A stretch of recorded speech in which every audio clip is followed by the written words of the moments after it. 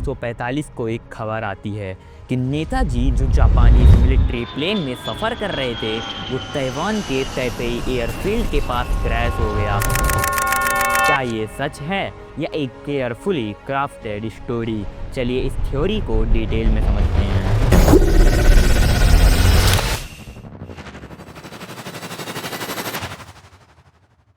World war second अपने अंतिम चरण में था। जापान एलाइड फोर्सेस के सामने हार मान रहा था। इस बीच नेताजी अपने आईएनए के साथियों के साथ ब्रिटिश एम्पायर को हराने के लिए नए नए ऑप्शंस एक्सप्लोर कर रहे थे। अगस्त 1945 में नेताजी ने साउथ ईस्ट एशिया से जापान के लिए एक डेंजरस जर्नी शुरू की थी। रिपोर्ट्स के मुताबिक नेताजी पहले सैगान, जो कि अब वियतनाम के नाम से जाना जाता है, वहां गए, जहां से उन्होंने एक जापानी मिलिट्री प्लेन में टोक्यो के लिए उड़ान भरी। लेकिन तैपेई एयरबेस पर प्लेन क्रैश हो गया और उन्होंने गंभीर इंजरीज के कारण हॉस्पिटल में अपनी आखिरी सांस ली। जापान और ताइवान की अथॉरिटीज़ ने ऑफिशियली डिक्लेयर किया कि प्लेन क्रैश में नेताजी की डेथ हो गई। रिपोर्ट्स के मुताबिक प्लेन के इंजन में तकनीकी खराबी हुई थी, जिसकी वजह से क्रैश हुआ।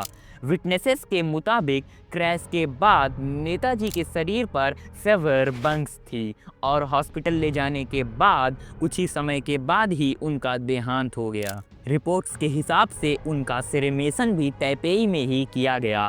उनकी एसेस को एक जापानी टेम्पल रेंकोजी टेम्पल में रखा गया, जहां वो आज भी प्रिजर्व्ड है। लेकिन ये ऑफिशियल वर्जन इतने सवालों के घेरे में क्यों है? आप सोचिए, अगर ये सच था तो कुछ बेसिक सवालों के जवाब मिलने चाहिए थे। सवाल नंबर 1, ताइवान के ऑफिशियल रिकॉर्ड्स में 18 अगस्त 1945 को किसी भी प्लेन क्रैश का जिक्र क्यों नहीं मिलता? क्वेश्चन नंबर 2, जो प्लेन क्रैश का डिस्क्रिप्शन दिया गया वो कंट्रैक्टरी है। कुछ विटनेसेस कहते हैं कि क्रैश के बाद नेताजी कॉन्शियस थे, लेकिन बाकी लोग कहते हैं कि वो इंस्टेंटली ही अनकॉन्शियस हो गए थे। सवाल नंबर 3, सबसे बड़ी बात, नेताजी की बॉडी को ऑफिशियली कभी इंडिया क्यों नहीं भेजा गया? कुछ लोग जो सपोजली प्लेन क्रैश के वक्त वहां मौजूद थे, उन्होंने कन्फ्लिक्टिंग स्टेटमेंट्स दिए। फॉर एग्जांपल, हबीबुर रहमान जो नेताजी के क्लोज एड थे, उन्होंने कहा कि उन्होंने नेताजी को प्लेन क्रैश के बाद जलती हालत में देखा और उनकी आखिरी बातों को भी सुना। लेकिन जब उन्हें क्रॉस एग्जामिन किया गया तो वो उनके कुछ स्टेटमेंट्स मैच नहीं हुए। एक और विटनेस जापानीज आर्मी के मेजर कोनो ने कहा कि उन्होंने हॉस्पिटल में नेताजी को देखा था, लेकिन उनके टेस्टिमनी में भी क्लैरिटी काफ़ी मिसिंग थी। यही थ्योरी को और सस्पिशियस बनाती है। शहनवाज कमेटी और मुखर्जी कमीशन दोनों ने ताइवान के हॉस्पिटल्स और सेमेटेरियम्स का इन्वेस्टिगेशन किया, लेकिन ये शॉकिंग बात सामने आई कि तैपेई के किसी भी हॉस्पिटल में सुभाष चंद्र बोस के एडमिट होने का कोई ऑफिशियल रिकॉर्ड ही नहीं मिला।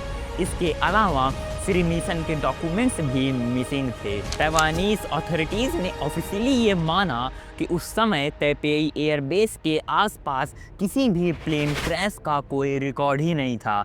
तो फिर ये क्रैश का इंसिडेंट कहाँ से आया? अब एक थ्योरी ये भी है कि प्लेन क्रैश वाली कहानी एक केयरफुली क्राफ्टेड कवर अप थी। क्या ये पॉसिबल है कि जापान और ब्रिटिश इंटेलिजेंस के बीच कुछ सीक्रेट अंडरस्टैंडिंग थी, जिसके तहत नेताजी की डेथ को पब्लिक की नज़र से छुपाया गया? वर्ल्ड वॉर सेकेंड के दौरान जापान और एलाइड फोर्सेस के बीच कुछ सीक्रेट नेगोशिएशंस हो रही थी।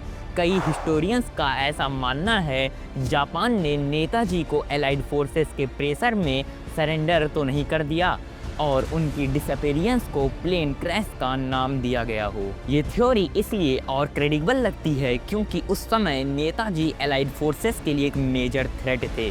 ब्रिटिश गवर्नमेंट उन्हें एक वार क्रिमिनल के रूप में देख रही थी और उन्हें अरेस्ट करना चाहती थी। जापान के रेंकोजी टेम्पल में जो एसेस प्रिजर्व्ड हैं, उन्हें नेताजी की मानी गई है, लेकिन मुखर्जी कमीशन ने इस थ्योरी को रिजेक्ट कर दिया था और कहा कि इन एसेस को सुभाष चंद्र बोस से कोई संबंध ही नहीं है। इसके बावजूद इंडियन गवर्नमेंट ने एसेस को वापस लाने की कोशिश क्यों नहीं की? ये एक अनरिजॉल्व्ड क्वेश्चन है। कहीं लोग मानते हैं कि अगर डीएनए टेस्ट कंडक्ट किया जाए तो सच सबके सामने आ सकता है, लेकिन रेंकोजी टेम्पल के एबॉट ने कहा है कि जब तक भारत और जापान की गवर्नमेंट ऑफिशियली एग्री नहीं करती तब तक एसेस का टेस्ट नहीं हो सकता। तो प्लेन क्रैश थ्योरी एक तरफ से पॉसिबल तो लगती है, लेकिन दूसरी तरफ इसमें इतने होल्स हैं कि ये कंप्लीटली ट्रस्टवर्थी नहीं लगती। अब आपके दिमाग में क्या चल रहा है? क्या नेताजी प्लेन क्रैश में शहीद हुए थे या ये एक केयरफुली प्लान्ड स्टोरी थी?